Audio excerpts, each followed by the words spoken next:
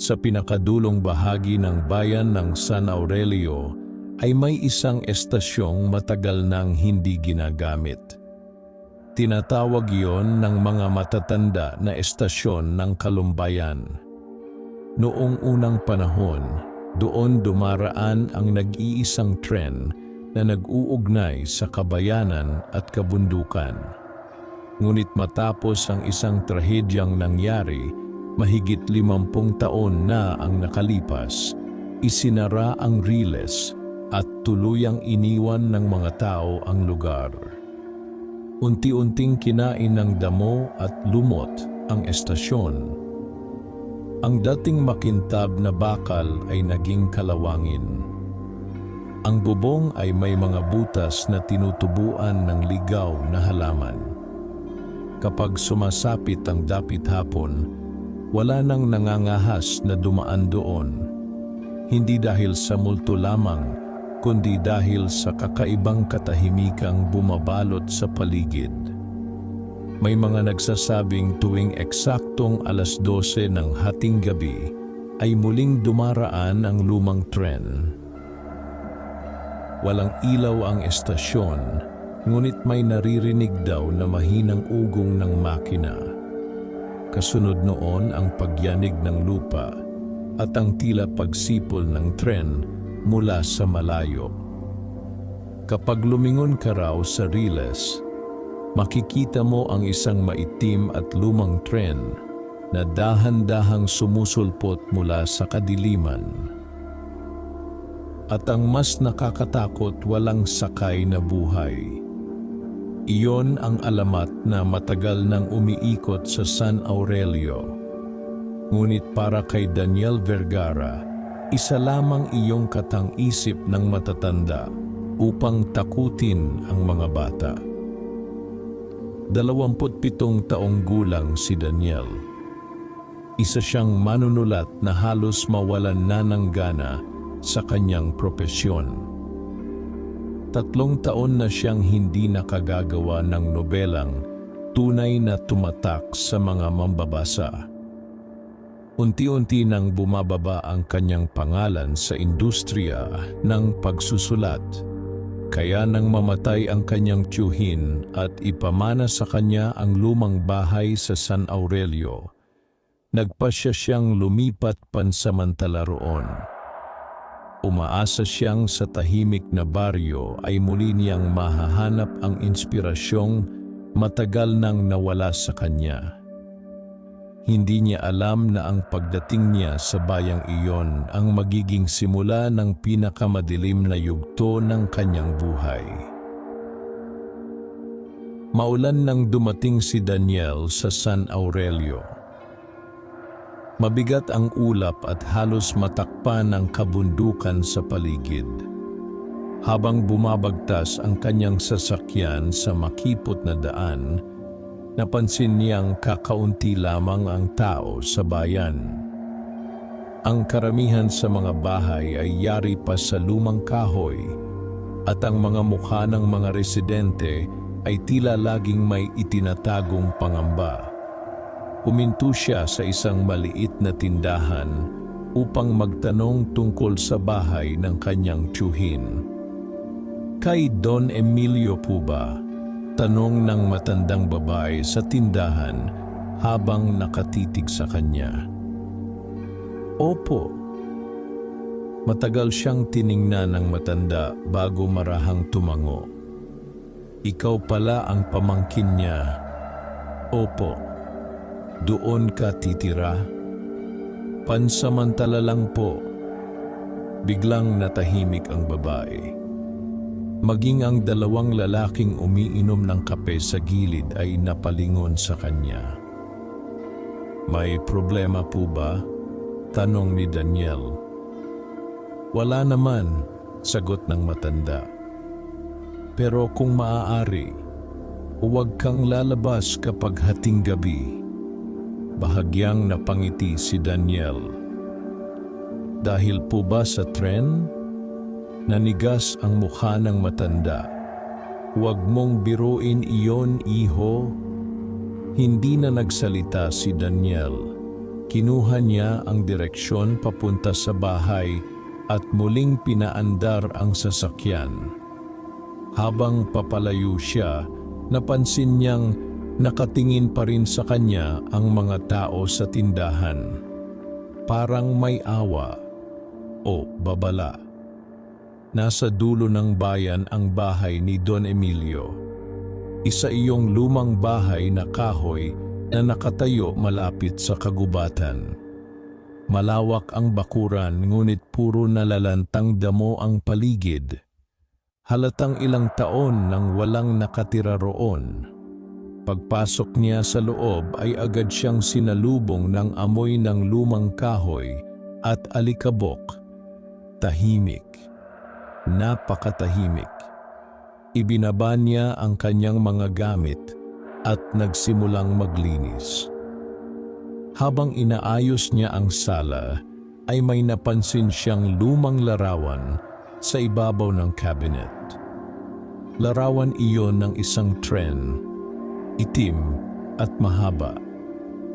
Sa harap nito ay may mga taong nakangiti habang kumakaway sa kamera. Ngunit may isang detalye na agad nakakuha ng kanyang pansin. Lahat ng mukha sa larawan ay malabo, parang nabura. Kinilabutan si Daniel ngunit mabilis niya iyong isinantabi. Marahil ay dahil lamang sa kalumaan ng litrato. Nang gabing iyon ay malakas ang ulan. Habang nagsusulat siya sa kanyang kwaderno, ay paulit-ulit niyang naiisip ang sinabi ng matandang babae tungkol sa tren.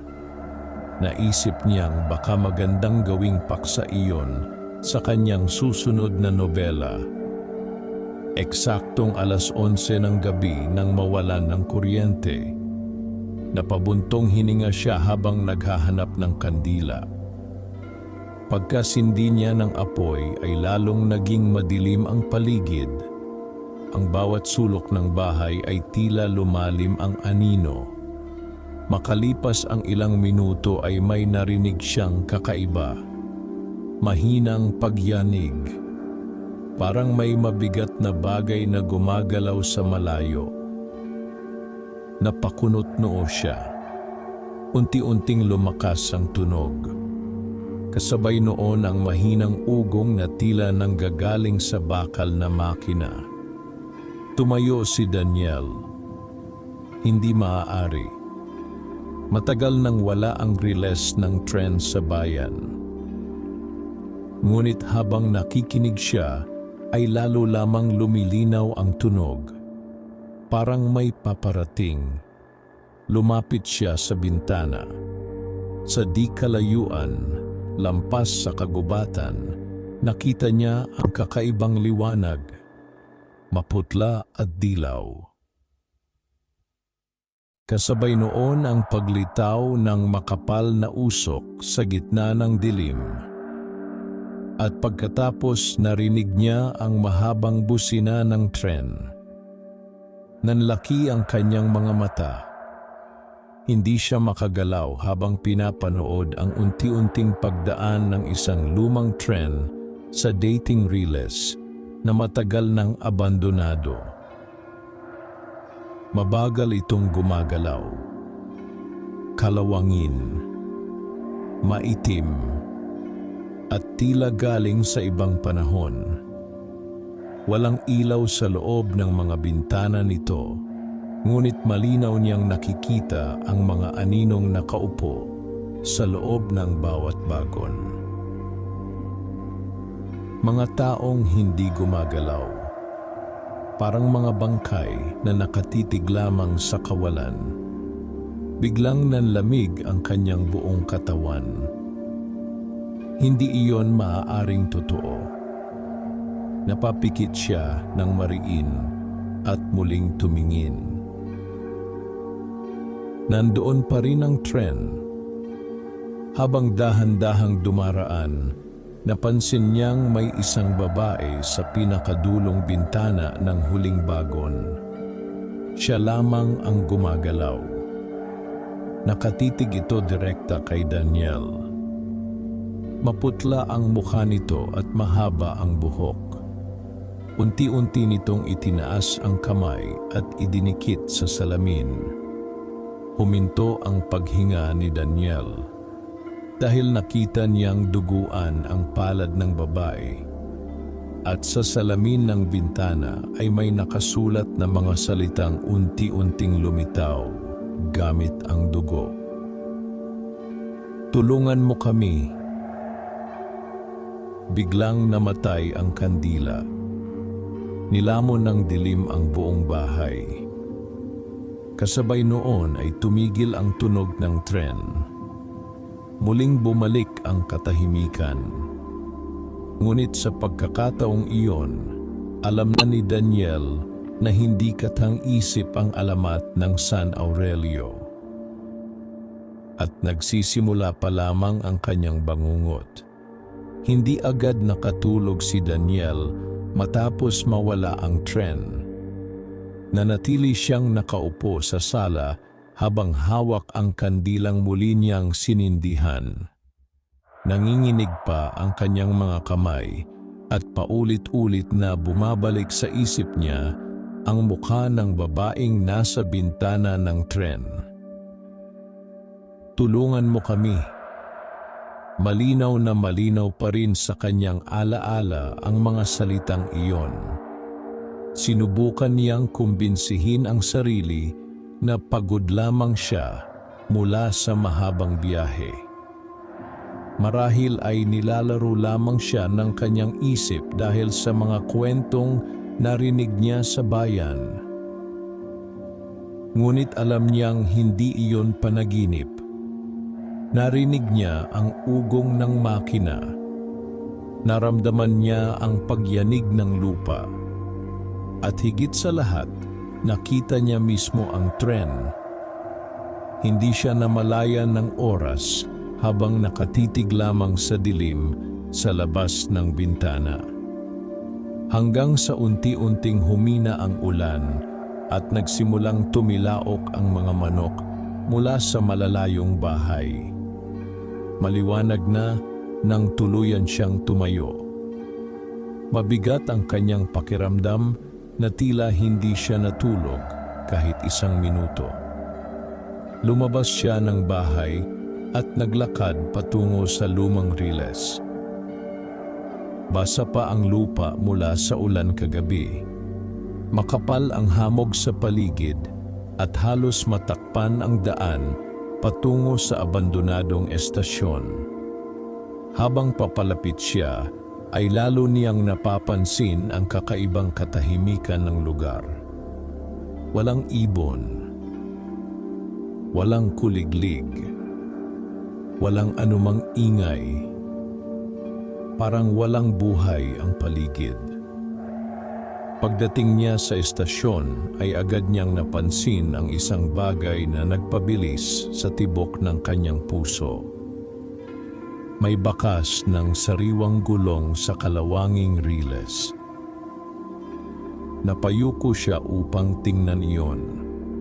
Hindi maaaring magkamali ang kanyang paningin. May dumaan nga roong tren kagabi. At hindi pa roon natapos ang kanyang pagkabigla. Sa putik malapit sa riles ay may mga bakas ng paa. Marami, parang may mga taong bumaba mula sa tren at naglakad paikot sa estasyon. Unti-unti siyang nilamig. Sinundan niya ng tingin ang mga bakas hanggang sa makarating ang mga iyon sa isang lumang pinto sa gilid ng estasyon. Bahagyang nakabukas ang pinto. Dahan-dahan niya iyong itinulak. Umaling-aungaw ang mahinang langit-ngit ng kahoy habang bumubukas ang madilim na silid. Agad siyang sinalubong ng amoy ng lumang papel at alikabok. Mukhang dating opisina iyon ng estasyon. May sirang mesa sa gitna at mga kabinet na halos bulok na sa kalumaan.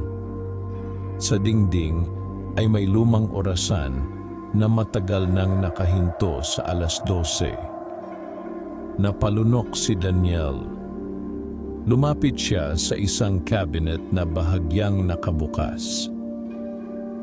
Sa loob ay may makapal na mga lumang dokumento, mga talaan ng biyahe, mga pangalan ng pasahero, mga schedule ng tren. Habang kinakalkal niya ang mga papel ay may isang lumang kwaderno na nahulog sa sahig. Pinulot niya iyon at dahan-dahang binuksan. Nakasulat sa unang pahina, talaan ng huling biyahe Oktubre 18, 1971.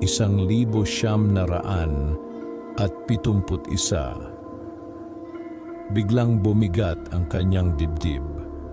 Iyon ang petsang sinabi ng mga tagabayan na araw ng trahedya. Mabilis niyang binasa ang mga nakasulat. Ayon sa talaan, ang tren na tinatawag na Luna Negra ay bumiyahe mula San Aurelio patungong Rosario City, dala ang mahigit 50 pasahero. Ngunit hindi na raw nakarating ang tren sa destinasyon nito. Bigla na lamang itong nawala sa gitna ng biyahe. Walang natagpo ang bangkay. Walang bakas ng aksidente. Maging ang tren ay tila naglaho. At mula noon, nagsimula ng kumalat ang mga kwento tungkol sa tren na nagpapakita tuwing hating gabi. Habang binabasa iyon ni Daniel ay may isang pahina na bahagyang nakatiklop. Nang buksan niya iyon ay nakita niya ang listahan ng mga pangalan ng pasahero. Isa-isang niyang binasa ang mga iyon hanggang sa may isang pangalan na nagpahinto sa kanya. Elisa Vergara. Nanlaki ang kanyang mga mata. Vergara. Apelyido niya. Mabilis niyang muling binasa ang pangalan. Hindi siya maaaring magkamali. Napaatras siya habang bumibigat ang kanyang paghinga. Hindi kailanman ikinuwento ng kanyang pamilya ang tungkol sa babaeng iyon. Hindi niya kilala si Elisa Vergara. Ngunit bakit kapareho niya ito ng apelyido? At bakit tila pamilyar ang mukha ng babaeng nakita niya sa tren kagabi? Unti-unting bumalik sa kanyang alaala ang isang lumang larawan sa bahay ng kanyang mga magulang noong bata pa siya. Larawan ng isang babae. Mahaba ang buhok, maputla ang mukha, at may kakaibang lungkot sa mga mata. Minsan niyang tinanong ang kanyang ina kung sino iyon, ngunit agad lamang itinago ng babae ang litrato. Kamag-anak natin, maikli nitong sagot noon. Hindi na niya muling nakita ang larawan pagkatapos noon. Biglang nanlamig ang kanyang batok. Dahil sa unang pagkakataon ay naramdaman niyang may personal na koneksyon ang kanyang pamilya sa misteryo ng tren. Mabilis niyang isinara ang kwaderno at tumingin sa paligid. Pakiramdam niya ay may nakamasid sa kanya. Tahimik ang estasyon, ngunit tila may malamig na hanging dumaan sa likod niya.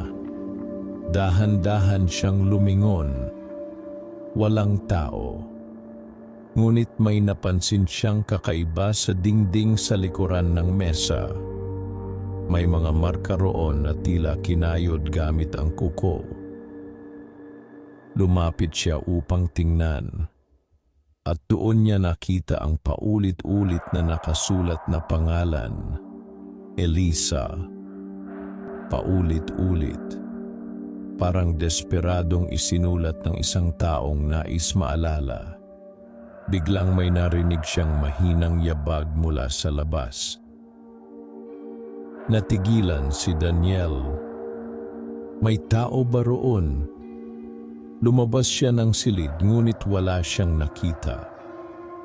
Subalit habang sinusuyod niya ng tingin ang estasyon, ay may napansin siyang isang matandang lalaki sa dulo ng riles. Nakatayo lamang ito habang nakatitig sa kanya. Nakasuot ng lumang uniforme ng konduktor. Nanlilisik ang maputla nitong mga mata. Hinahanap ka na nila, sabi ng matanda sa paos na tinig. Hindi agad nakapagsalita si Daniel. Sino? Tanong niya. Unti-unting ngumiti ang matanda. Ang mga pasahero. Pagkatapos noon ay dahan-dahan itong naglakad palayo sa hamog. Sandali! Sigaw ni Daniel. Mabilis siyang sumunod ngunit pagdating niya sa dulo ng riles ay wala na ang matanda. Parang naglaho lamang ito sa hangin.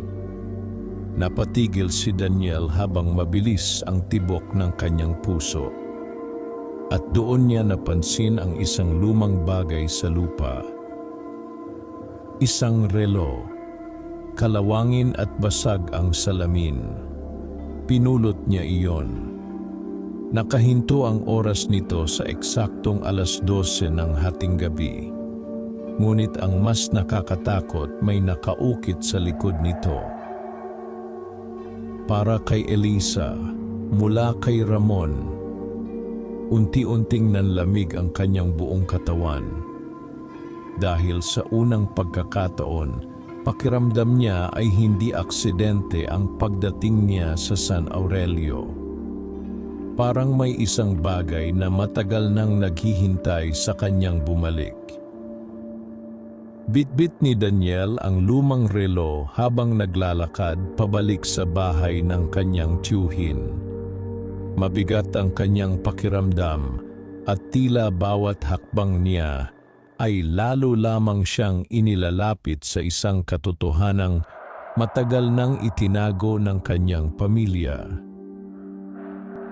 Hindi niya maalis sa isip ang pangalang nakita niya sa talaan ng mga pasahero. Elisa Vergara. Paulit-ulit iyong umiikot sa kanyang isipan. Pagdating niya sa bahay ay agad niyang hinanap ang mga lumang gamit ni Don Emilio. Binuksan niya ang bawat kabinet at kahon sa pag-asang may makita siyang makapagpapaliwanag tungkol sa koneksyon ng kanilang pamilya sa misteryosong tren.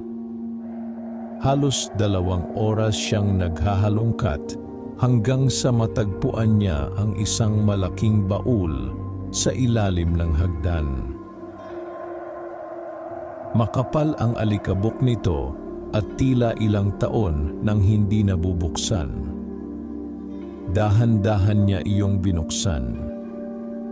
Sa loob ay may mga lumang damit, sulat at kupas na larawan. Isa-isang niyang tiningnan ang mga iyon hanggang sa may makita siyang larawan na agad nagpahinto sa kanya. Nanlaki ang kanyang mga mata. Ang babaeng nasa larawan ay kaparehong-kapareho ng babaeng nakita niya sa huling bago ng tren. Mahaba ang buhok, maputlang balat, at malungkot na mga mata. Sa ibaba ng larawan ay may nakasulat na pangalan. Elisa Vergara, 1,900 at 49 hanggang 1,971.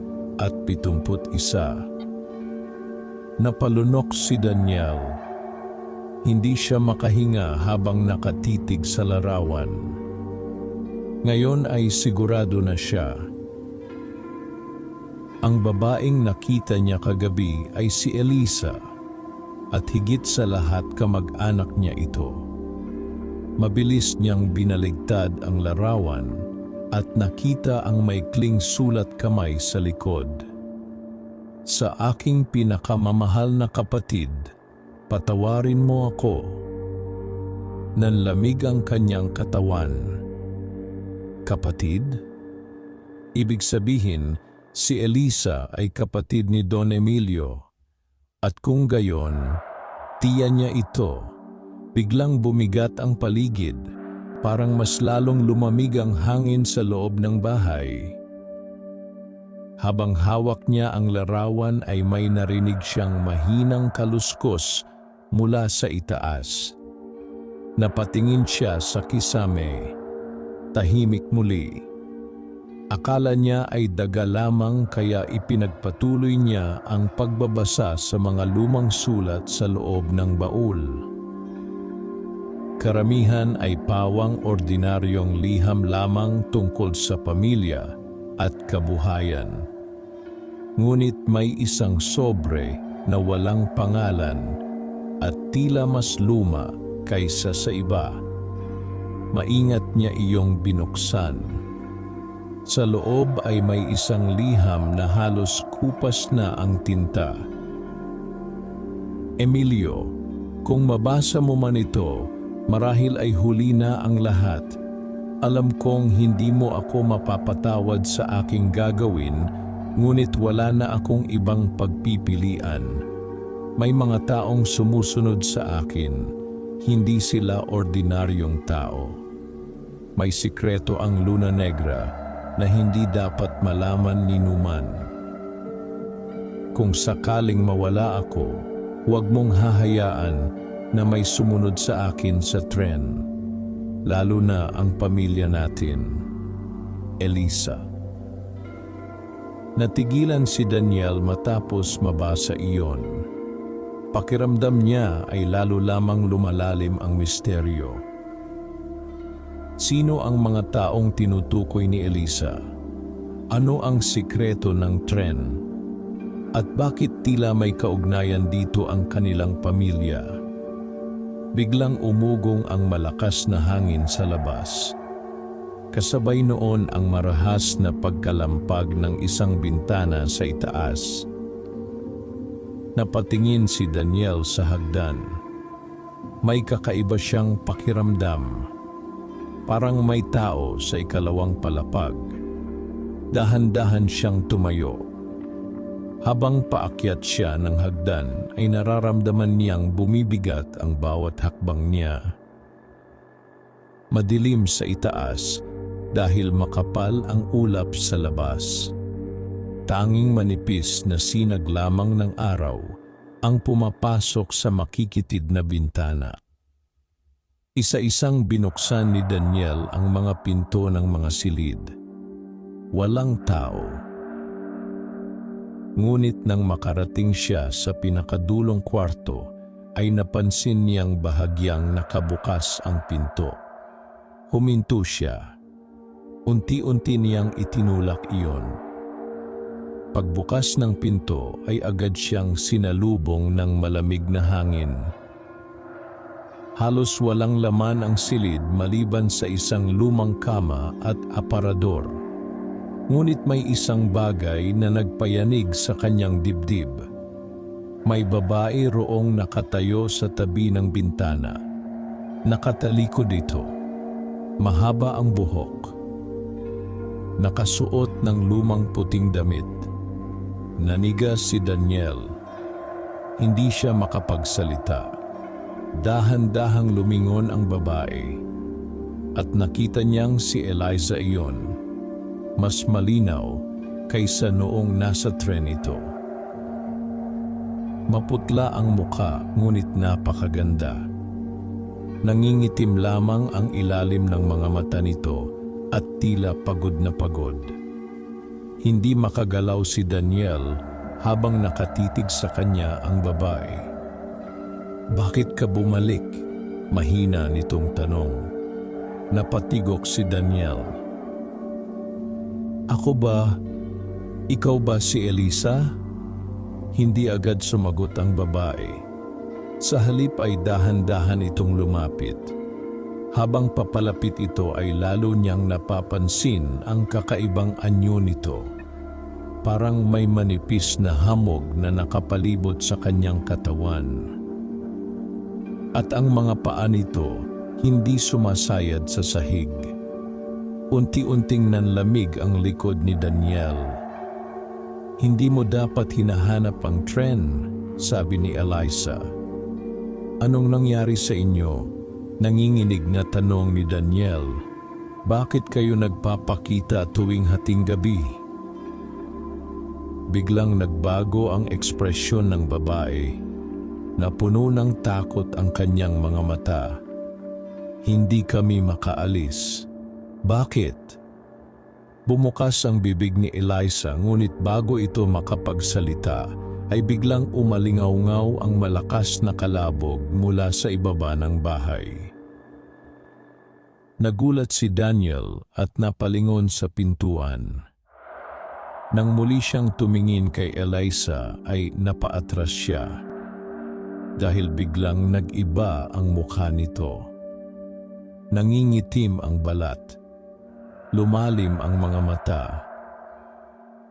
at tila may dugo na unti-unting tumutulo mula sa kanyang bibig. "Tumakbo ka," bulong nito. Kasunod noon ay biglang namatay ang ilaw ng araw sa silid. Parang nilamon ng dilim ang buong kwarto. At mula sa ibaba ng bahay ay may narinig siyang mabibigat na yabag. 1, 2, 3. Parang may mga taong umaakyat sa hagdan. Mabilis na tumibok ang puso ni Daniel. Narinig niya ang mabagal na pag-akyat ng mga hakbang habang unti-unting lumalapit sa silid. Takot siyang napaatras. "Daniel," mahinang sabi ni Eliza. Pagtingin niya rito ay tila nagiging usok na ang katawan ng babae. Kapag dumating ang tren mamayang gabi, tumigil ito habang nanlalaki ang mga mata. Parang may nakikita itong bagay sa likod ni Daniel. Unti-unting bumukas ang bibig nito sa takot. "Huwag kang sasakay." Kasabay noon ay biglang bumukas ng malakas ang pinto ng silid. Napalingon si Daniel. At doon niya nakita ang 3 tao na nakatayo sa labas. Nakasuot sila ng lumang damit pang konduktor. Maputla ang kanilang mga mukha at ang kanilang mga mata puro itim. Dahan-dahan silang ngumiti kay Daniel. Habang sa likod nila ay nagsimulang umaling-aungaw mula sa malayo ang mahabang busina ng lumang tren. Hindi makagalaw si Daniel habang nakatayo sa harap niya ang 3 konduktor. Nanigas ang kanyang buong katawan sa matinding takot. Ang kanilang mga mukha ay tila balat na matagal nang walang buhay. Namumutla ang mga labi at nangingitim ang paligid ng mga mata. Ngunit ang pinaka-nakakatakot ay ang kanilang mga titig. Walang emosyon, walang buhay. Parang hungkag na katawan lamang na pinapakilos ng kung anong madilim na puwersa. Unti-unting lumapit ang nasa gitna. Matangkad ito at mas luma ang uniforme kaysa sa dalawa. Kalawangin ang nameplate sa dibdib nito, ngunit mababasa pa rin ang nakaukit na pangalan. Konduktor Ramon Vasquez. Biglang bumalik sa isip ni Daniel ang nakaukit sa lumang relo. Para kay Eliza, mula kay Ramon. Mabilis na bumilis ang tibok ng kanyang puso. Si Ramon, ang lalaking nagbigay ng relo kay Eliza. Ngunit bakit isa na itong nilalang na tulad nito? huminto ang konduktor sa tapat ni Daniel. Dahan-dahan nitong itinaas ang kamay. Oras na, sabi nito sa malamig na tinig. Kasabay noon ay muling umugong ang busina ng tren mula sa malayo. Mas malakas. Mas malapit. Biglang nagsara ng kusa ang pinto ng silid sa likod ni Daniel. Napaatras siya habang nanginginig. "Ano ang gusto ninyo?" Sigaw niya. Hindi sumagot ang tatlong konduktor. Sa halip ay sabay-sabay nilang itinuro ang bintana. Unti-unting lumingon si Daniel. At halos tumigil ang kanyang paghinga. Dahil mula sa ikalawang palapag ng bahay, ay tanaw niya ang lumang tren na muling dumaraan sa Riles. Mas malinaw ito ngayon. Maitim ang makina at nababalot ng makapal na usok. Ang mga bakal nito ay tila kinakalawang, ngunit patuloy pa ring umaandar na parang buhay. At sa loob ng mga bintana nakatitig ang mga pasahero. 12 mapuputlang muka ang nakapako kay Daniel. Parang hinihintay siya. Unti-unting lumapit si Ramon. "Hinahanap ka ng tren," sabi nito. "Ayoko!" sigaw ni Daniel. Biglang lumamig ang buong silid. At mula sa bawat sulok ay may narinig siyang mahihinang bulong. Mga boses ng lalaki, babae, matanda, bata. "Sakay, sumama ka. Hindi kami makaalis." Napahawak si Daniel sa kanyang ulo. Palakas ng palakas ang mga bulong hanggang sa tila sumasabog na ang kanyang isip. "Tumigil kayo!" Ngunit hindi huminto ang mga boses. Kasabay noon ay nagsimulang gumalaw ang mga dingding ng silid. Unti-unting nangingitim ang kahoy na tila nasusunog ng kung anong hindi nakikitang apoy. Ang kisame ay parang lumulubog at ang hangin ay unti-unting sumisikip. Pakiramdam ni Daniel ay mawawalan na siya ng ulirat. At sa gitna ng kaguluhan ay bigla niyang narinig ang boses ni Elisa. "Tumakbo ka!"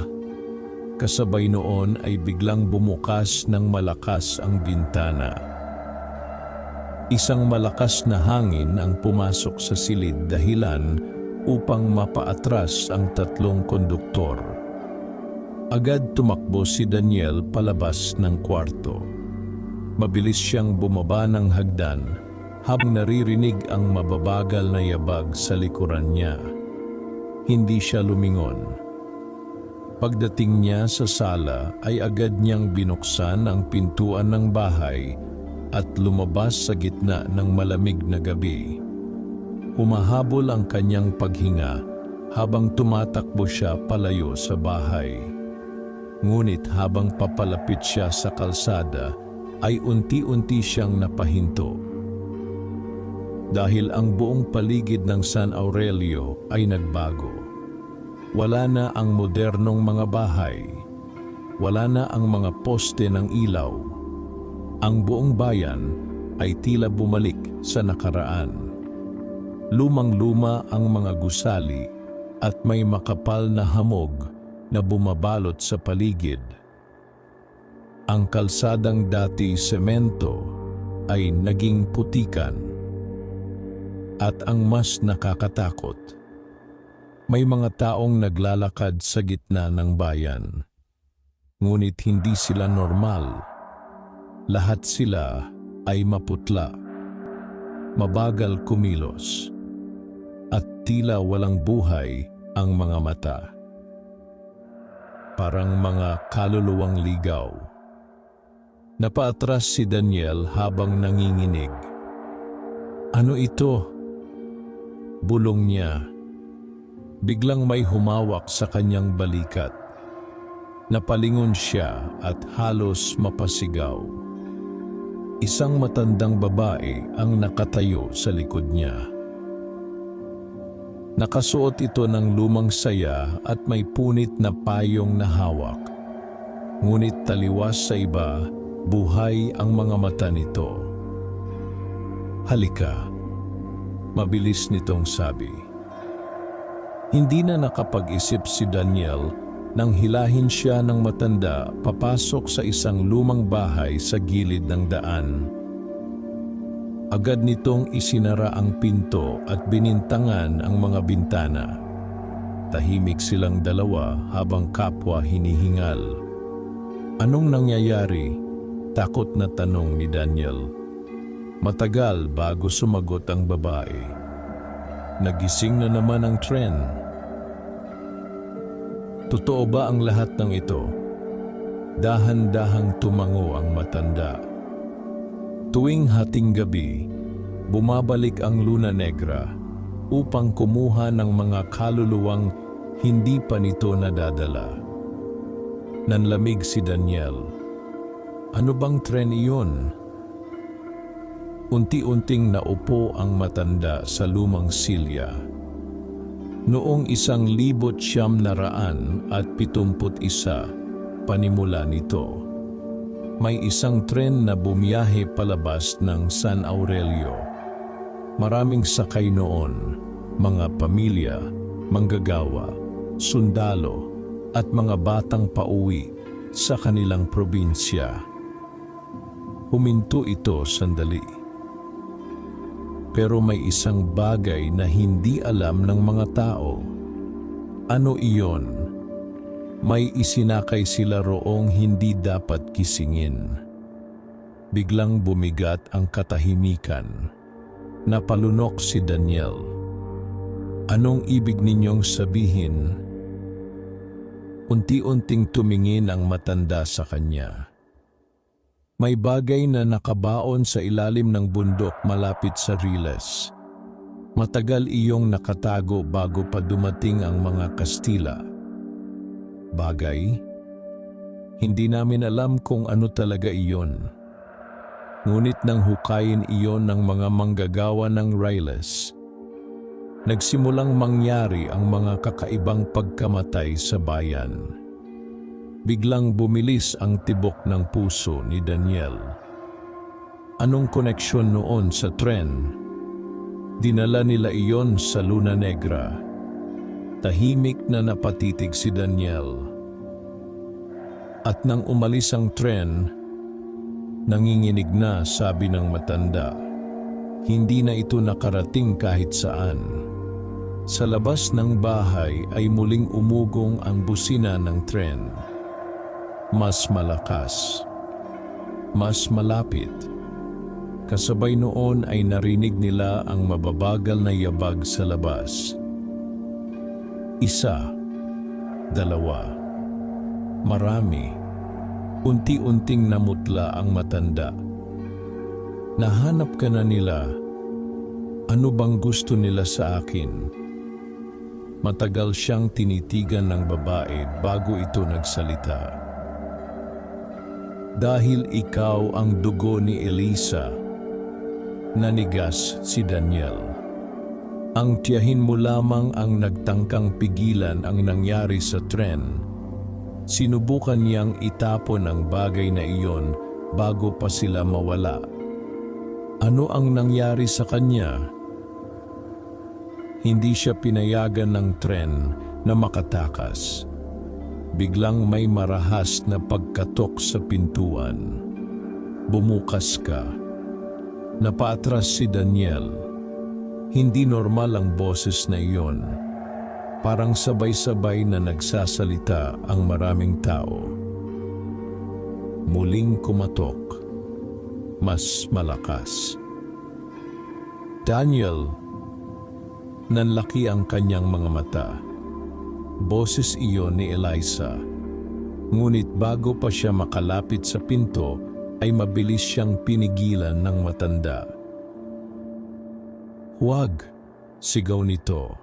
Pero si Elisa, hindi na siya yon. Kasabay noon ay biglang nagsimulang umuga ang buong bahay. Nalaglag ang mga gamit habang lumalakas ang ugong sa labas. Parang nakahinto mismo ang tren sa tapat ng bahay. At mula sa ilalim ng pintuan ay may unti-unting pumapasok na makapal na itim na usok. Unti-unting gumapang ang maitim na usok sa sahig ng lumang bahay. Parang buhay itong gumagalaw habang dahan-dahang pumapasok sa bawat sulok ng silid. Kasabay noon ay lalo pang lumalakas ang pagyanig ng lupa at ang ugong ng makina ng tren sa labas. Mahigpit na hinila ng matandang babae si Daniel palayo sa pintuan. "Bilis!" sigaw nito.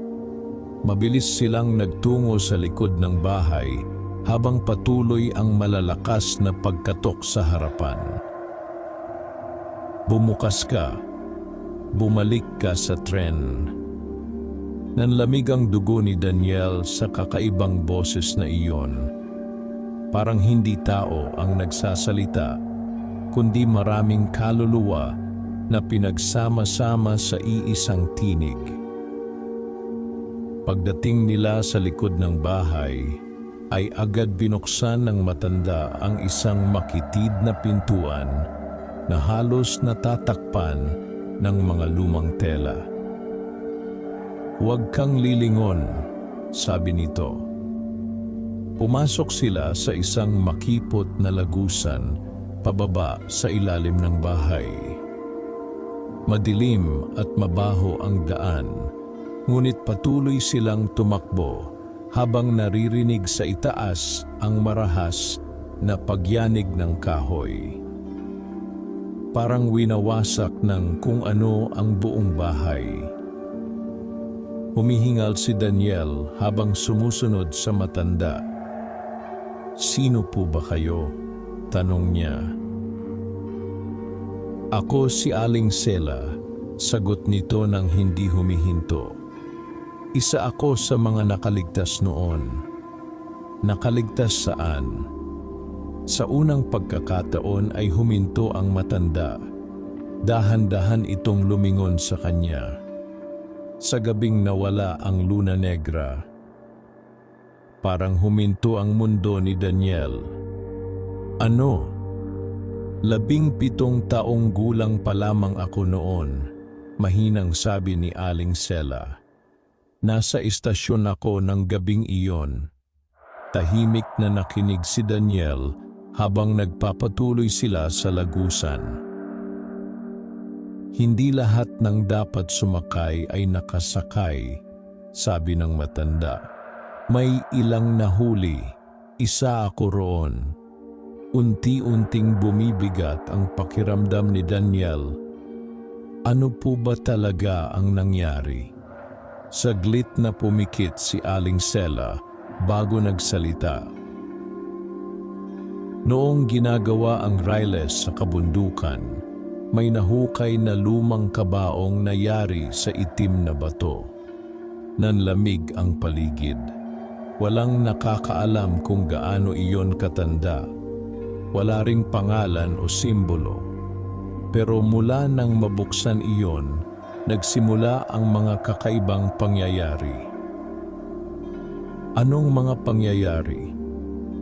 "May mga taong nawawala, may mga nakikitang anino sa gabi, at may mga manggagawang natatagpuang patay na parang tinuyuan ng dugo." Napahigpit ang hawak ni Daniel sa lumang relo ni Ramon. Sinubukan ng mga tao noon na ibaon muli ang kabaong, pagpapatuloy ng matanda. Pero may isang mayamang negosyante na gustong dalhin iyon sa Maynila. At isinakay nila sa tren. Tumango si Aling Sela, kasama ng mga pasahero. Muling umugong ang lupa sa itaas nila. May narinig silang malakas na pagputok ng kahoy. "Bilis!" Sigaw ng matanda.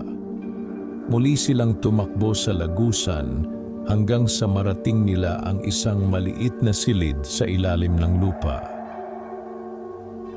May mga kandila roon at lumang gamit na tila matagal nang nakatago. Agad isinara ni Aling Sela ang makapal na bakal na pinto. Tahimik silang dalawa habang kapwa hinihingal. Hindi sila basta makakapasok dito, sabi ng matanda. Napaupo si Daniel sa sahig habang pilit inaayos ang kanyang paghinga. Anong nangyari sa tren matapos umalis? Tahimik sandali si Aling Sela. Hindi iyon basta nawala. Tumingin ito diretso sa kanya. Nilamon iyon. Biglang nanlamig si Daniel. Nilamon? May bumukas sa bundok ng gabing iyon. Unti-unting namutla si Daniel habang nakikinig. Ayon sa mga matatanda noon, may sinaunang lagusan sa ilalim ng San Aurelio. Isang lugar na hindi dapat pinupuntahan ng tao. Imposible, hindi iyon alamat, putol ni Aling Sela. Maraming nakakita. Dahan-dahan itong lumapit sa isang lumang mesa at kumuha ng kupas na mapa. Ibinukan nito iyon sa harap ni Daniel. Lumang mapa iyon ng San Aurelio.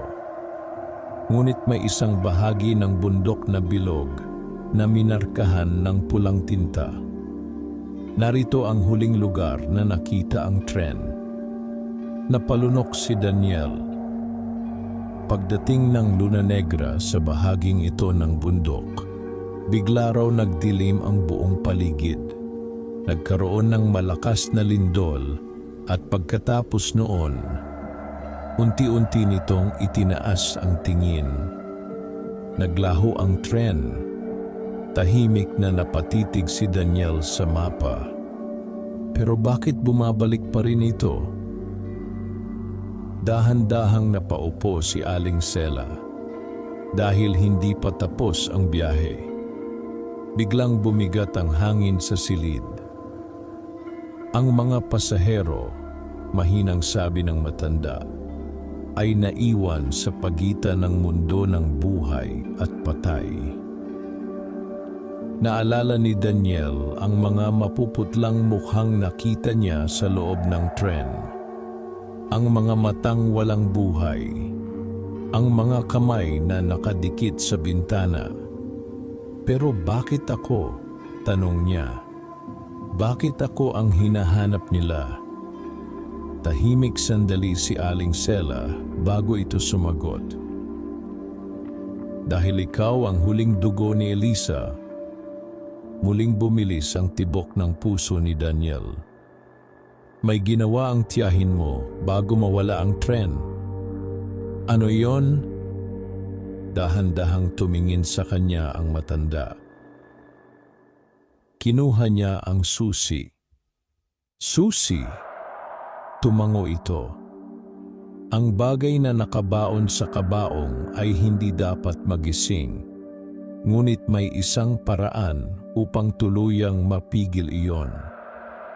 At alam ni Eliza, siya lamang ang nakakaalam kung nasaan ang susi.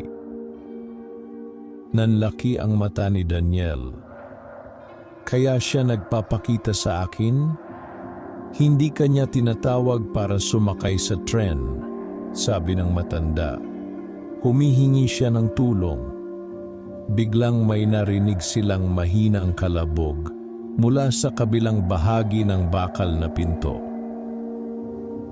Pareho silang natigilan, isa pang kalabog, mas malakas, parang may mabigat na bagay na bumabangga sa bakal.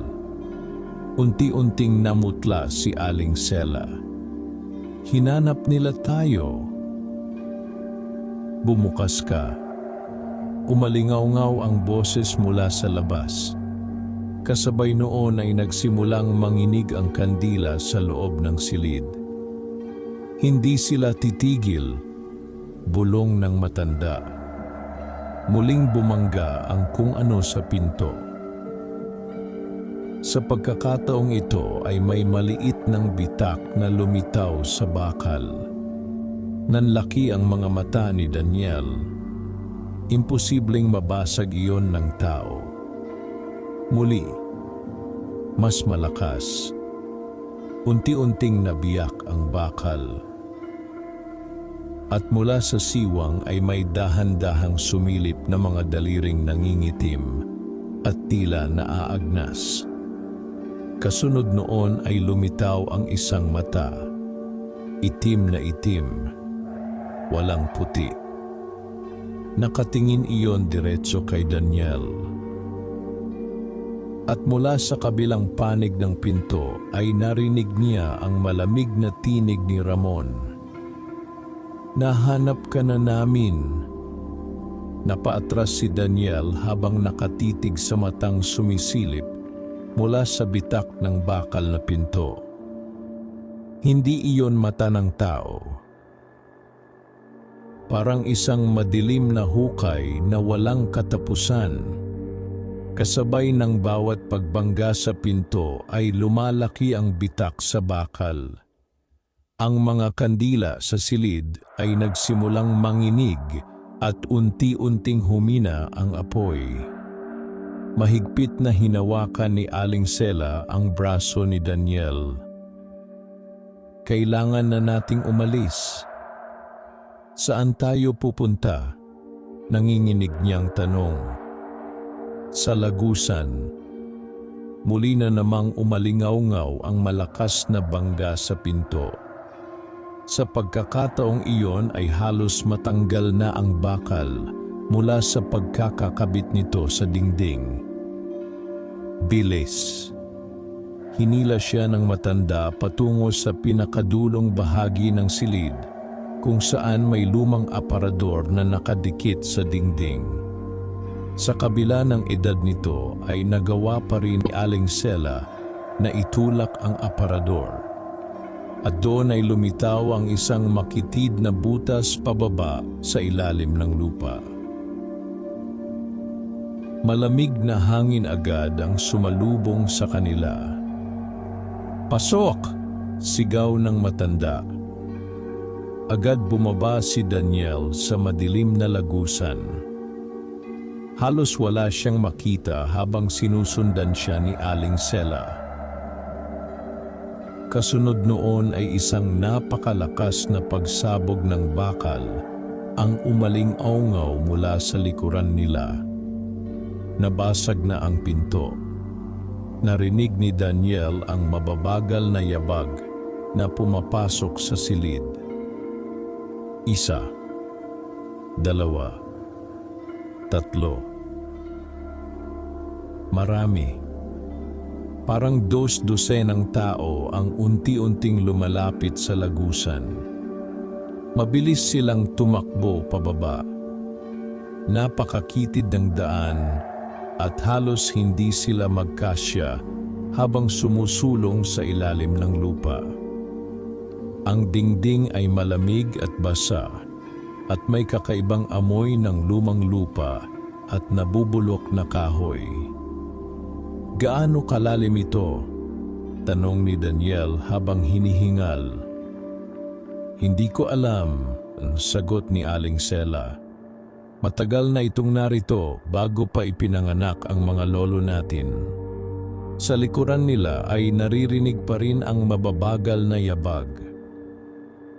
Hindi nagmamadali ang mga ito. Parang alam nilang wala nang matatakbuhan ang dalawa. Habang papalalim sila ay lalo namang lumalamig ang paligid. Napansin ni Daniel na may mga lumang marka sa dingding ng lagusan. Mga simbolong hindi niya maintindihan. Parang sinaunang wika. Minsan nang sinubukang sirain ito ng mga tao, sabi ni Aling Sela habang tumatakbo. Pero tuwing gigibain nila ang lagusan, Bumabalik lang ito kinabukasan. Napalunok si Daniel. Biglang may narinig silang mahinang bulong mula sa dilim. Huminto siya. "May narinig po ba kayo?" Hindi sumagot ang matanda. Mas humigpit lamang ang hawak nito sa kanyang kamay. Unti-unting lumalakas ang mga bulong habang nagpapatuloy sila.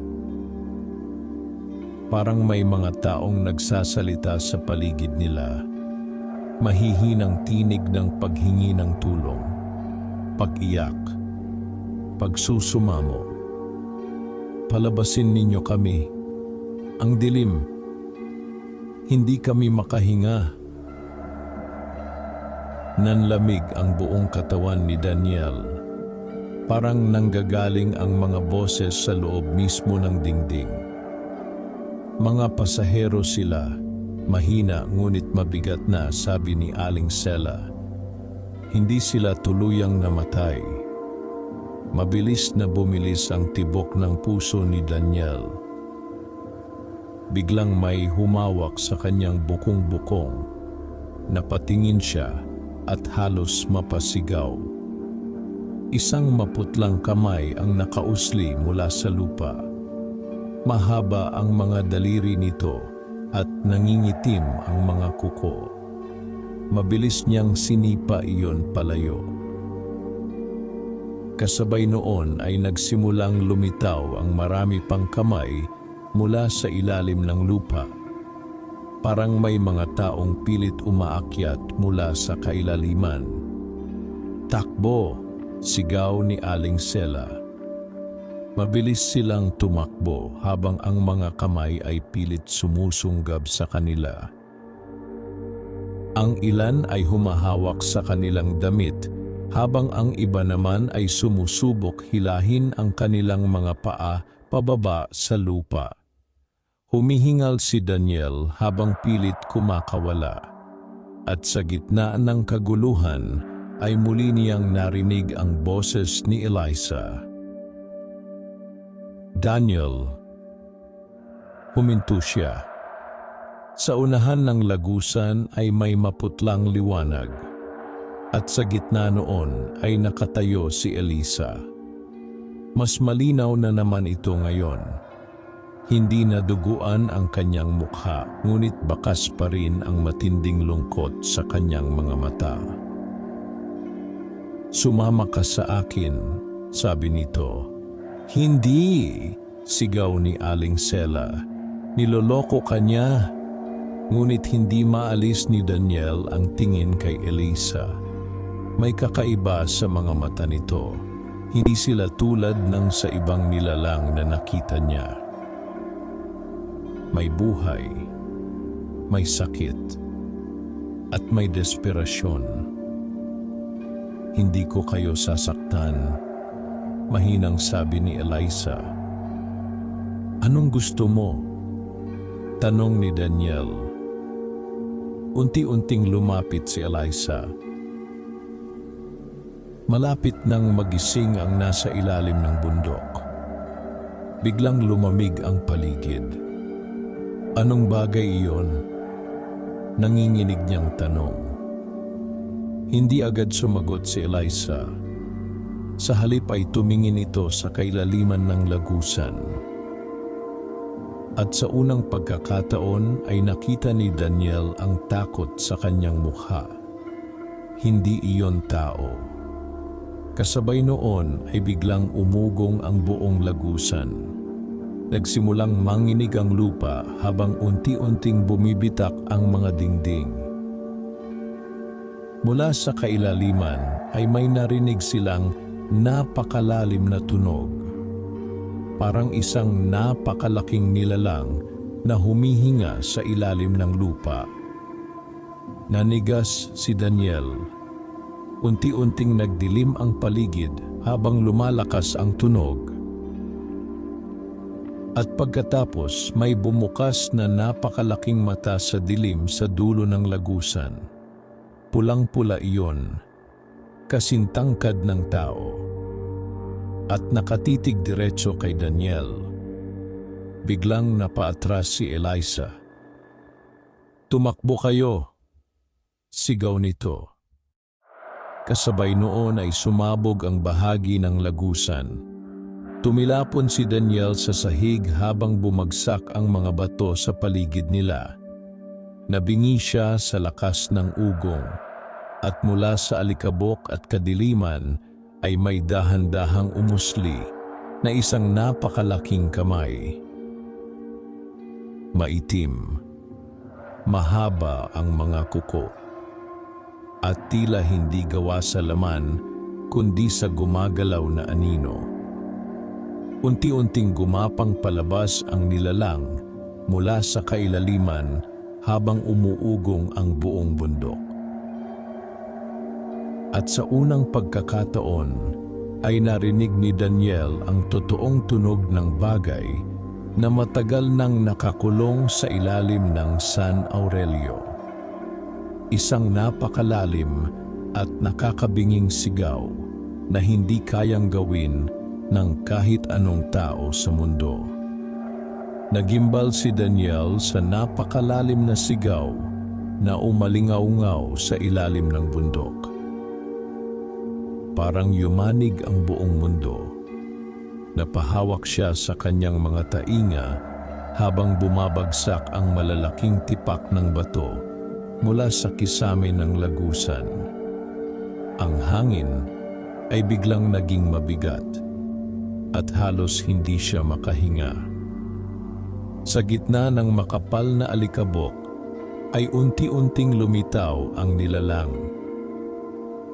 Hindi iyon ganap na tao, ngunit hindi rin ganap na hayop. Napakalaki ng katawan nito at tila gawa sa buhay na anino. Ang mga braso nito ay sobrang haba at ang mga daliri ay parang matutulis na bakal. Sa gitna ng maitim nitong mukha ay nagniningas ang dalawang pulang mata. At habang gumagapang ito palabas ng kailaliman, ay tila sumasabay ang pag-uga ng buong bundok. Napaatras si Daniel habang nanlalamig ang buong katawan. "Ano yon?" nanginginig niyang tanong. Hindi agad sumagot si Eliza. Nakatingin lamang ito sa nilalang na parabang matagal na nitong kinatatakutan. "Siya ang bantay," mahina nitong sabi. "Bantay?" "Siya ang nagbabantay sa pintuan." Biglang bumilis ang tibok ng puso ni Daniel. "Anong pintuan?" Bago pa makasagot si Eliza ay biglang sumugod ang nilalang. Napakalakas ng pagbangga nito sa lagusan dahilan upang mabiyak ang lupa. Mabilis na hinila ni Aling Sela si Daniel palayo habang sumasabog ang mga bato sa kanilang likuran. "Takbo!" sigaw ng matanda. Mabilis silang tumakbo sa makipot na daan habang ang nilalang ay gumagapang kasunod nila. Bawat galaw nito ay nagdudulot ng malakas na pagyanig. Sa likuran nila ay naririnig ni Daniel ang mabigat nitong paghinga. Mabagal ngunit napakalakas, parang hangin mula sa kailaliman ng mundo. Habang tumatakbo ay napansin ni Daniel na mas lumalawak ang lagusan. Unti-unti itong nagiging parang sinaunang kuweba at sa dingding ay may mga lumang ukit. Mga larawan ng mga taong nakaluhod sa harap ng isang maitim na nilalang. May mga trending na kaguhit. At sa gitna ng mga iyon ay may simbolong paulit-ulit na inuukit sa bato. Isang bilog na may mata sa loob. "Ano ang mga ito?" tanong ni Daniel habang tumatakbo. "Mga babala," sagot ni Aling Sela. Biglang may malakas na kalabog sa likuran nila. Paglingon ni Daniel ay nakita niyang winasak ng nilalang ang bahagi ng lagusan upang habulin sila. Ngunit sa pagkakataong iyon ay mas malinaw niya itong nakita. May mga mukha sa katawan nito, 12 mukha ng tao, mga mukhang sumisigaw, mga mukhang umiiyak. Parang nakakulong ang mga iyon sa loob ng maitim nitong laman. Naduwal si Daniel sa takot. Mga pasahero, bulong niya. Tumango si Elisa habang tumatakbo kasabay nila. Kinukuha niya ang mga kaluluwa ng mga sumasakay sa tren. Nanigas si Daniel. Kaya hindi makaalis ang mga pasahero? Hindi pa tapos ang biyahe, sagot ni Elisa. Habang buhay ang bantay, patuloy silang babalik. Biglang may humarang na malaking bitak sa kanilang daraanan. Malalim iyon at walang makita kundi kadiliman sa ilalim. Huminto si Daniel. Huli na tayo. Ngunit bago pa sila maabutan ng nilalang, ay may napansin si Elisa sa gilid ng kuweba.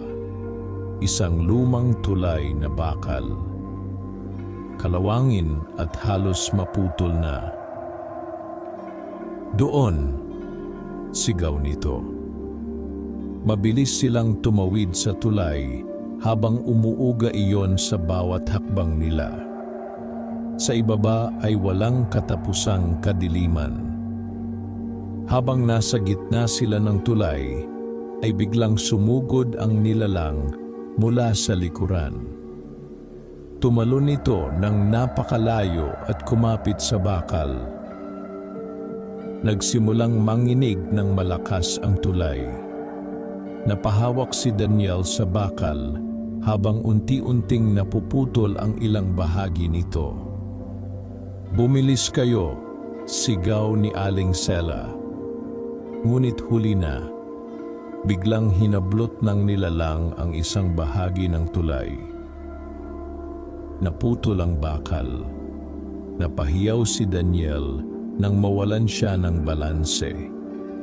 Mabilis siyang nahulog sa kadiliman. Daniel! Huling narinig niya ang sigaw ni Eliza bago siya tuluyang nilamon ng dilim. Pakiramdam niya ay ilang minuto siyang bumabagsak, hanggang sa malakas siyang bumagsak sa malamig na tubig. Halos mawalan siya ng malay sa lakas ng impact. Hingal na hingal siyang lumutang habang pilit hinahanap ang pampang sa gitna ng kadiliman. Malamig ang tubig, sobrang lamig. Habang lumalangoy siya, ay napansin niyang may kakaibang liwanag sa ilalim ng tubig. Unti-unti siyang napahinto. Sa kailaliman ay may nakikita siyang hugis ng isang napakalaking bagay. Parang isang tren. Nanlaki ang kanyang mga mata. Dahan-dahan siyang sumisid upang makita ng malinaw. At doon niya nakita ang Luna Negra. Nasa ilalim ito ng tubig. Buong buo. Tahimik na nakahimlay sa kailaliman. Ngunit ang mas nakakatakot, may mga tao sa loob nito.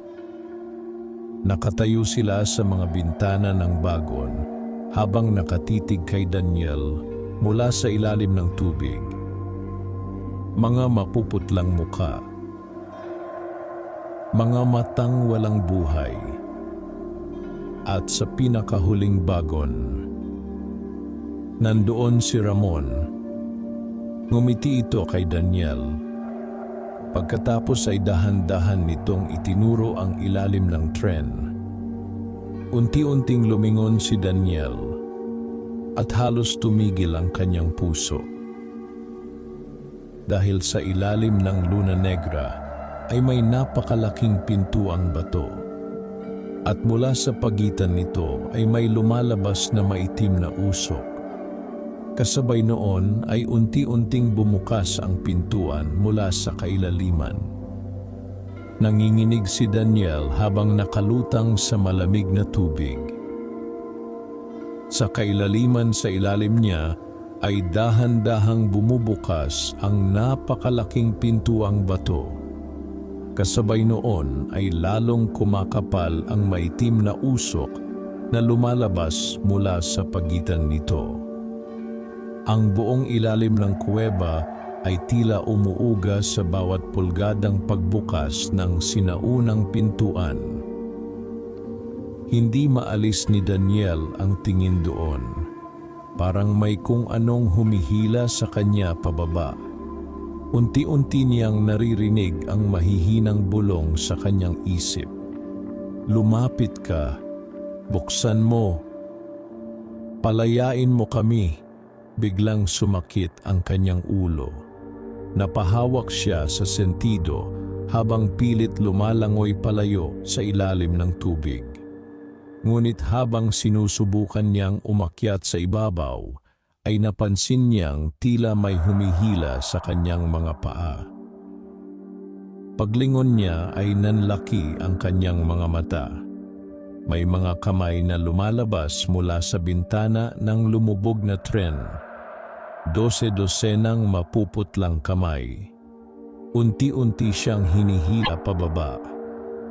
Napigla si Daniel habang desperadong sumisipa paakyat. Ngunit lalo lamang humihigpit ang pagkakahawak ng mga kamay. At habang lumalapit siya sa tren, ay mas malinaw niyang nakikita ang mga mukha ng mga pasahero. May mga batang umiiyak. May mga matatandang nakanganga sa katahimikan. May mga babaeng duguan ang mga mata. Lahat sila ay nakatitig lamang kay Daniel. Parang nagmamakaawa. Biglang bumukas ang pintuan ng huling bagon. Mula roon ay dahan-dahang lumabas si Ramon. Nakakalutang ito sa ilalim ng tubig na tila hindi apektado ng paligid. Unti-unti itong lumapit kay Daniel. Hindi mo na matatakasan ng tren, sabi nito kahit nasa ilalim sila ng tubig. Parang direktang pumapasok sa isip ni Daniel ang boses nito.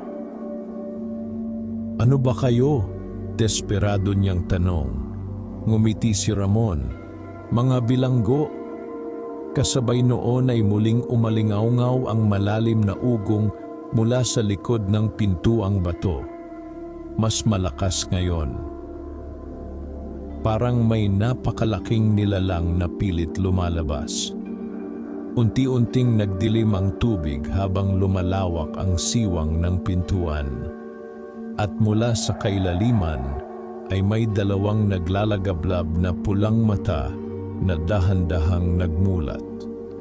Nanigas si Daniel. Napakalaki ng nilalang sa likod ng pintuan.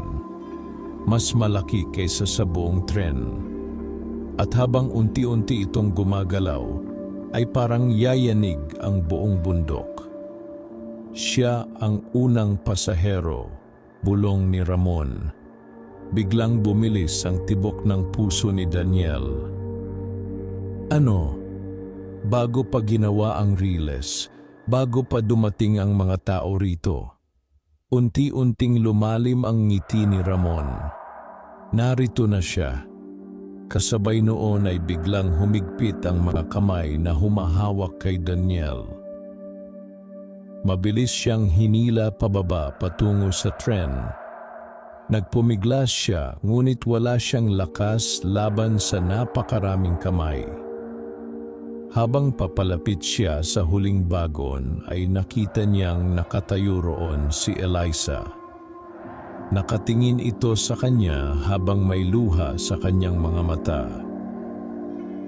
Patawarin mo ako, sabi nito. Eliza! Biglang bumukas ang pinto ng bagon at malakas siyang hinila papasok. Napahiyaw si Daniel nang bumagsak siya sa malamig na sahig ng tren.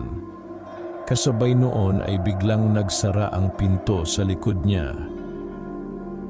Tahimik.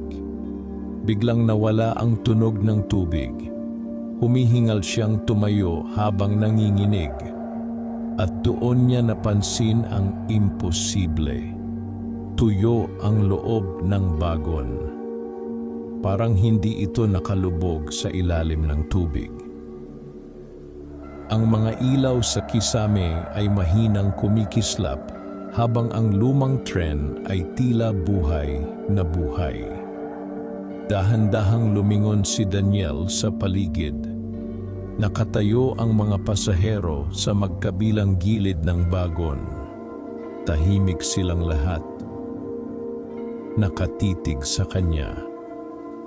At habang tinitingnan niya ang mga ito ay napansin niyang unti-unting gumagalaw ang kanilang mga katawan. May mga buto na nakausli. May mga balat na naaagnas.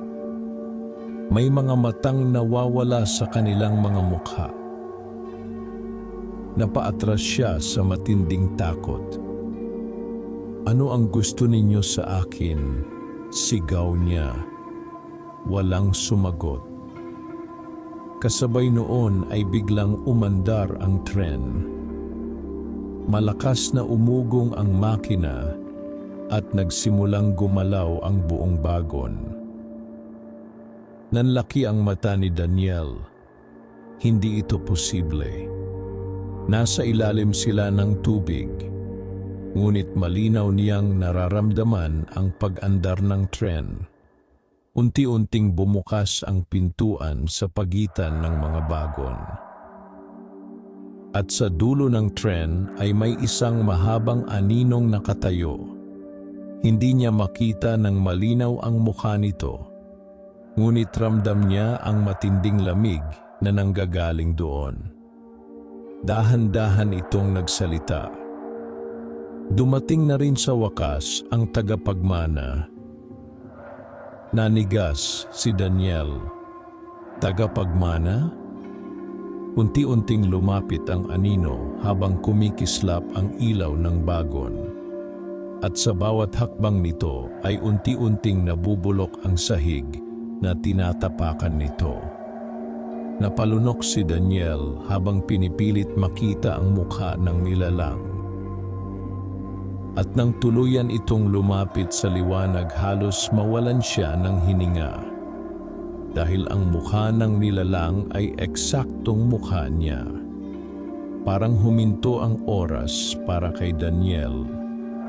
Hindi siya makagalaw habang nakatitig sa nilalang na unti-unting lumalapit sa kanya sa loob ng lumang bagon. Kaparehong-kapareho nito ang kanyang mukha. Parehong mata, parehong panga, parehong anyo. Ngunit may isang bagay na lubhang mali rito. Ang balat ng nilalang ay kulay abo at tila naaagnas. Maitim ang mga ugat na gumagapang sa leeg nito at ang mga mata nito ay hindi normal na mata ng tao. Pulang-pula ang mga iyon, parang nagliliyab sa kailaliman. Unti-unting ngumiti ang nilalang. At nang ngumiti ito, ay saka napansin ni Daniel na masyadong matulis ang mga ngipin nito. Hindi maaari, bulong ni Daniel habang napapaatras. Huminto ang nilalang sa tapat niya. Matagal kitang hinintay. Kung sino ka man, hindi kita kilala. Bahagyang tumawa ang nilalang. Isang malamig at malalim na tawang tila nanggagaling sa ilalim ng lupa. Kilala mo ako, sabi nito, dahil bahagi mo ako. Biglang sumakit ang ulo ni Daniel. Parang may mga alaala na pilit pumapasok sa isip niya. Mga imaheng hindi niya maintindihan. Madilim na kuweba, mga sigaw ng tao, dugo sa riles, at isang batang umiiyak sa gitna ng ulan. Napahawak siya sa kanyang ulo habang hinihingal. "Ano ka ba?" sigaw niya. Unti-unting lumalim ang tingin ng nilalang. Noong binuksan ng mga tao ang kabaong sa ilalim ng bundok, sabi nito, may isang bagay na nakawala. Kasabay ng bawat salita nito ay tila lumalamig ang buong bagon. Hindi nila alam na may natutulog doon sa loob ng daan-daang taon. Nanigas si Daniel habang nakikinig. At nang isakay nila ang kabaong sa tren, unti-unting ngumiti ang nilalang. Doon nagsimula ang tunay na biyahe. Biglang umugong ng malakas ang Luna Negra. Nagsimulang manginig ang buong bagon habang ang mga pasahero ay sabay-sabay na yumuko ang ulo, parang sumasamba. "Ano ang koneksyon ko rito?" tanong ni Daniel. Tahimik sandali ang nilalang bago ito nagsalita. "Dahil ang dugo mo ang nagbukas ng pintuan noon." Nanlaki ang mata ni Daniel. "Ano?" "Ang pamilya mo ang tagapagbantay ng selyo." Parang bumigat ang hangin sa paligid. Nang matagpuan ang kabaong, pagpapatuloy ng nilalang, sinubukan ng mga ninuno mo na ikubli ang katotohanan. Mabilis na huminga si Daniel. "Hindi, ngunit huli na." Biglang nagdilim ang paligid ng bagon. At sa loob ng ilang segundo ay tila may nakita si Daniel na ibang eksena sa paligid niya. Hindi na siya nasa tren. Nasa lumang estasyon siya. At maraming tao ang nagtatakbuhan sa gitna ng malakas na ulan. Mga manggagawa, mga sundalo, mga residente ng bayan. Sa gitna ng kaguluhan ay nakita niya ang isang malaking kabaong na yari sa itim na bato. Nakabukas iyon. At mula sa loob ay may makapal na usok na gumagapang palabas. Unti-unting lumapit ang isang lalaking nakasuot ng lumang Amerikana. Kamukha ito ng kanyang ama, ngunit mas bata. "Isara ninyo iyan," sigaw ng lalaki. Ngunit huli na. Biglang namatay ang lahat ng ilaw sa estasyon. At mula sa loob ng kabaong ay may dahan-dahang tumayong maitim na nilalang. Wala itong mukha, puro anino lamang. Ngunit ang mga mata nito ay pulang-pula. Napaatras si Daniel sa pangitain. At sa isang iglap ay bumalik siya sa loob ng tren. Humihingal siyang napaupo sa sahig. "Anong ginawa mo sa akin?" "Katotohanan lamang ang ipinakita ko," sagot ng nilalang. Unti-unti itong lumapit. "Ang pamilya mo ang dahilan kung bakit nagising ako." "Hindi totoo yan." "Ngunit ang tiyahin mong si Elisa," pagpapatuloy nito, "ang nagtangkang ikulong akong muli." Biglang bumilis ang tibok ng puso ni Daniel. "Elisa, tinangka niyang itapon ang susi upang hindi ko tuluyang mabuksan ang pintuan." Biglang naalala ni Daniel ang sinabi ni Aling Sela. Si Elisa lamang ang nakakaalam kung nasaan ang susi. Nasaan siya? Mabilis niyang tanong. Unti-unting nawala ang ngiti ng nilalang. Hindi siya tuluyang naging bahagi ng tren.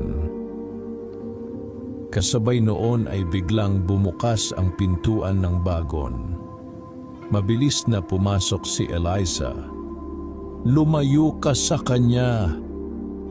Agad siyang tumayo sa harap ni Daniel. Nanlilisik ang mga mata niya habang nakatitig sa nilalang. Tahimik na ngumiti ang nilalang. "Hanggang ngayon, lumalaban ka pa rin. Hindi kita hahayaang makalabas." Unti-unting nag-iba ang anyo ng nilalang. Nagsimulang humaba ang katawan nito habang nangingitim ang balat. Ang mga kamay nito ay naging mahahabang kuko at ang bibig ay unti-unting nabiyak hanggang tainga. "Matagal nang bukas ang pintuan," sabi nito sa malalim na tinig. Kasabay noon ay nagsimulang manginig ang buong tren. Mula sa labas ng bintana ay nakita ni Daniel ang imposible. Hindi na sila nasa ilalim ng tubig. Ang Luna Negra ay mabilis na bumibiyahe sa gitna ng napakalawak na kadiliman. At sa paligid ng tren ay may libo-libong anino na gumagapang sa kawalan. Parang mga kaluluwang nawawala sa dilim. Nanlaki ang mata ni Daniel. "Ano itong lugar na ito?" Unti-unting lumingon si Eliza sa kanya. May lungkot sa kanyang mukha. "Nasa pagitan tayo ng mundo ng buhay at kamatayan." Biglang lumakas ang ugong ng tren. At sa pinakadulong bagon ay may narinig silang mabigat na pagkatok. 1, 2, 3. Parang may napakalaking bagay na pilit pumapasok mula sa labas ng tren. Unti-unting namutla si Eliza. Hindi pa siya ganap na gising. Tumigil ito habang nanginginig ang buong bagon. Pero kapag nabuksan niya ang huling pinto, biglang nabiyak ang kisame ng tren. At mula sa itaas ay may dahan-dahang lumusot na isang napakalaking matang kulay pula. Napasigaw ang mga pasahero sa loob ng tren nang lumitaw ang napakalaking matang kulay pula sa kisame ng bagon. Parang buhay na apoy ang titig nito. Unti-unting nabiyak ang bakal habang ang maitim na mata ay patuloy na sumisilip sa loob ng Luna Negra. Kasabay noon ay lumalakas ang ugong ng tren at ang buong paligid ay tila unti-unting nilalamon ng kadiliman. Napaatras si Daniel habang nanginginig. Hindi niya maunawaan kung paano maaaring magkaroon ng ganoong kalaking nilalang. Parang hindi ito dapat umiiral sa mundo. Dumating na siya. Mahina ngunit takot na sabi ni Eliza. Biglang nagtakbuhan ang mga pasahero sa loob ng bagon. Ang ilan ay sumisigaw. Ang ilan ay umiiyak. At ang iba naman ay paulit-ulit na binabanggit ang pangalan ng kanilang mga mahal sa buhay.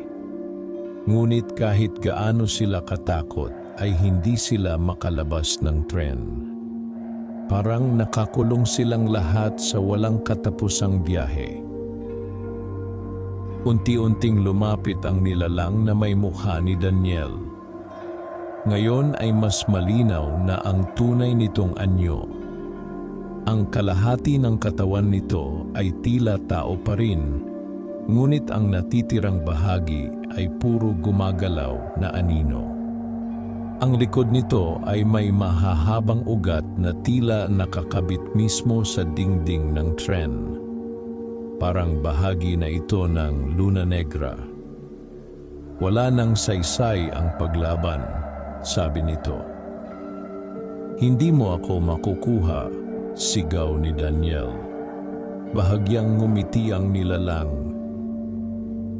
Hindi ikaw ang kailangan ko, nanigas si Daniel, kundi ang dugo mo. Kasabay noon ay biglang nagliwanag ang sahig ng bagon. May mga simbolong unti-unting lumitaw sa bakal. Ang parehong simbolong nakita niya sa kuweba. Bilog na may mata sa gitna. At habang lumalakas ang pulang liwanag, ay nagsimulang sumakit ng matindi ang dibdib ni Daniel. Napahawak siya rito habang hinihingal. Parang may kung anong humihila mula sa loob ng kanyang katawan. Mabilis siyang nilapitan ni Eliza. "Daniel, makinig ka sa akin." Pinilit niyang tumingin dito kahit nahihirapan siyang huminga. "Nasaan ang susi?" tanong niya. Biglang natahimik si Eliza. May lungkot na dumaan sa kanyang mukha.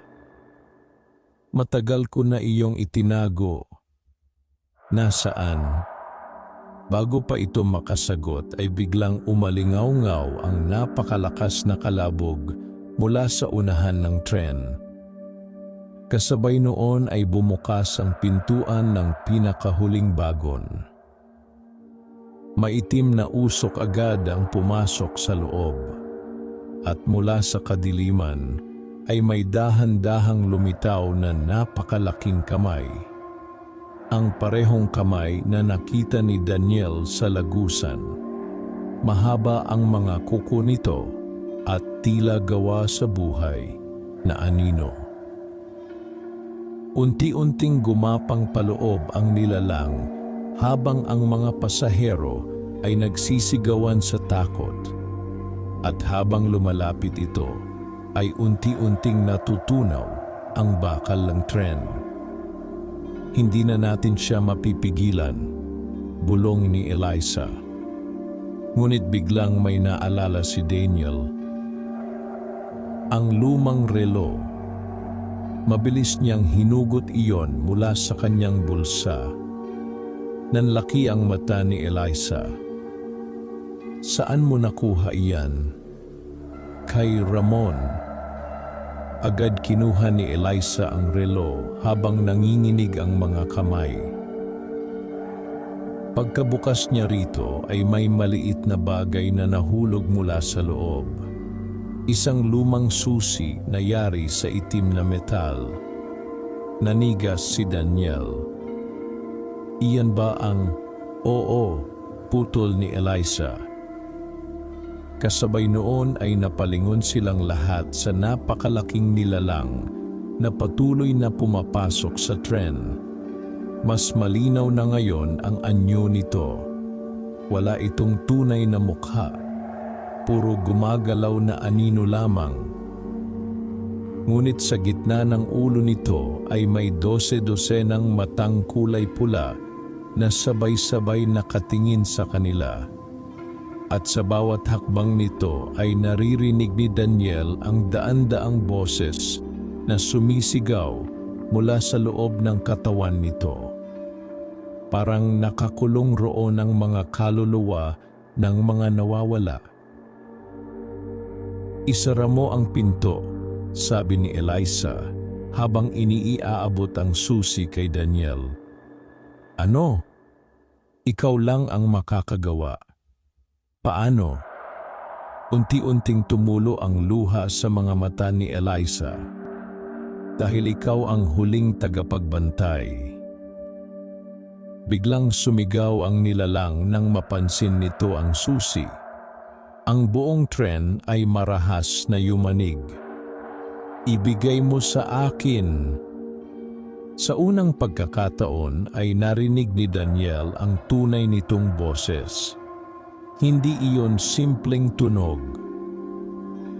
Parang pinagsama-samang sigaw ng libo-libong tao sa matinding sakit.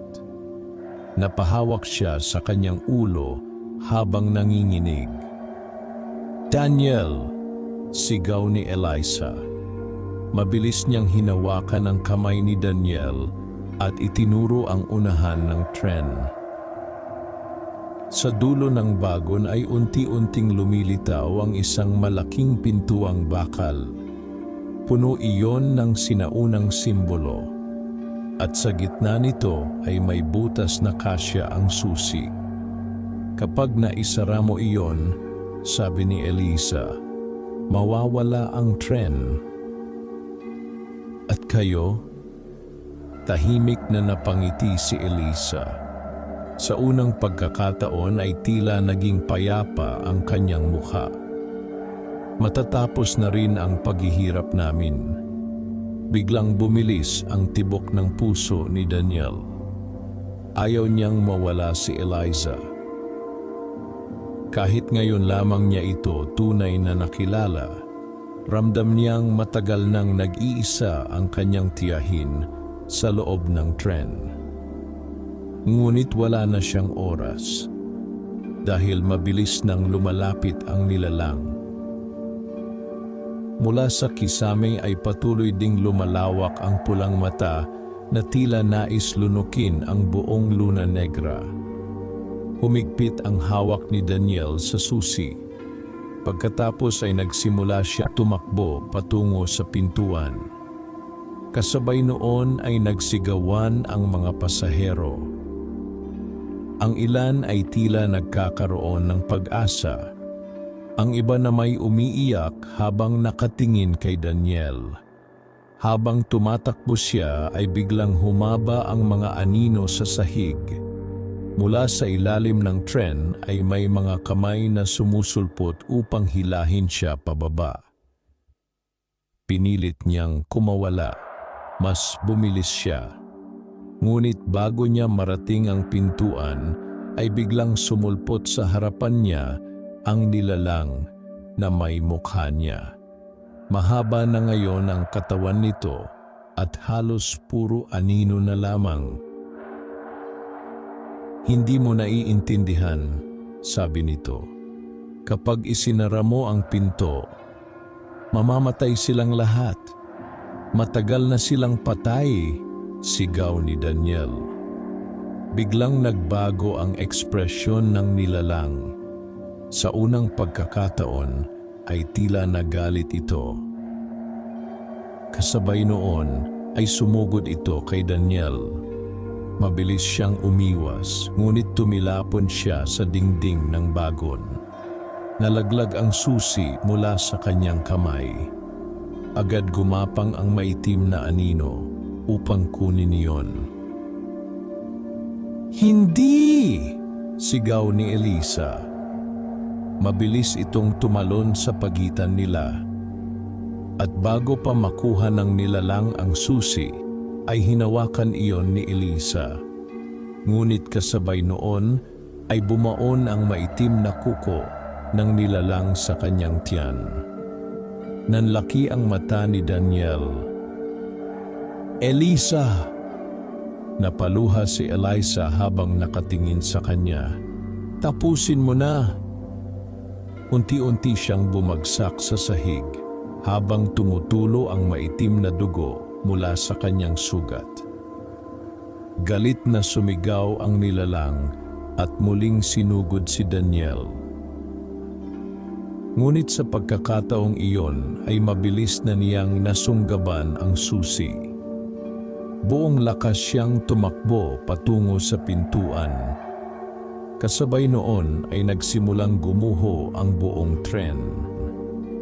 Nabibiyak ang kisame. Pumuputok ang mga bakal. At ang napakalaking matang nasa itaas ay halos bumukas na ng tuluyan. Humihingal na narating ni Daniel ang pintuan. Mabilis niyang isinaksak ang susi sa butas. At nang iniikot niya ito, biglang tumigil ang lahat. Nawala ang tunog, nawala ang pagyanig, nawala maging ang hangin. Sa gitna ng katahimikan ay dahan-dahang lumingon si Daniel sa likuran. Nakatitig sa kanya ang lahat ng pasahero. Tahimik. At pagkatapos, unti-unting ngumiti si Eliza.